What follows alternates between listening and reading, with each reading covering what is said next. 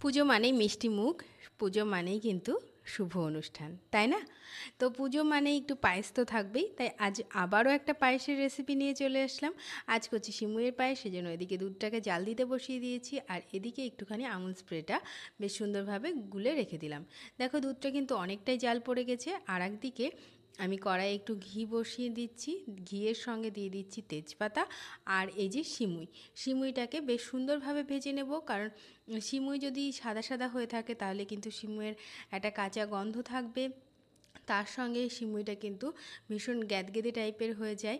তো যার জন্য সিমুইটাকে খুব সুন্দরভাবে ভেজে নিয়ে এই যে জাল দিয়ে রাখা দুধটার মধ্যে আমি দিয়ে দিলাম। তারপরে বেশ অনবরত খানিকক্ষণ নাড়তে হবে, কারণ না হলে কিন্তু একটা সিমুইয়ের সঙ্গে আর একটা সিমুই আটকে যেতে পারে। তো এইভাবে বেশ খানিকক্ষণ আমরা নাড়াচাড়া করে নেব।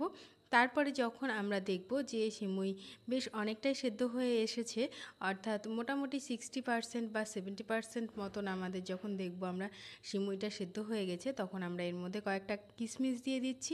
এখানে আপনারা চাইলে কাজুটাও অ্যাড করতে পারেন, তবে আমি কাজু এখানে অ্যাড করিনি। তারপরে পুরোপুরি সিমুইটা সেদ্ধ হয়ে গেলে আমরা এখানে চিনিটা দিয়ে দেবো। চিনিটা যে পরিমাণ সিমুই আমরা ব্যবহার করেছি সেই পরিমাণই দেবো, কারণ যেহেতু এখানে আমরা আমুল স্প্রেটা ব্যবহার করেছি, সেহেতু কিন্তু আমুল স্প্রেটা কিন্তু একটা বেশ অনেকটা মিষ্টি ভাবটা নিয়ে আসে। তো সেই জন্য আমি আর এখানে খুব বেশি মিষ্টি ব্যবহার করছি না, তবে আপনারা আপনাদের স্বাদ অনুসারে অবশ্যই চিনিটা ব্যবহার করবেন। এখানে আপনারা চাইলে খেজুর গুড়ও ব্যবহার করতে পারেন বা মিছরিও ব্যবহার করতে পারেন, সেগুলোতেও কিন্তু খুব সুন্দর লাগে। তো তারপরে সম্পূর্ণভাবে কুক হয়ে গেলে আর চিনিটা জাল পড়ে গেলে আমুল স্প্রেটাও দেওয়া হয়ে গেছে, ব্যাস এইভাবে সার্ভ করে দিন। এইভাবে সিমুইয়ের পায়েস। তো আজকের রেসিপি আপনাদের কেমন লাগলো অবশ্যই জানাবেন, ভালো লাগলে সাবস্ক্রাইব করে পাশে থাকবেন।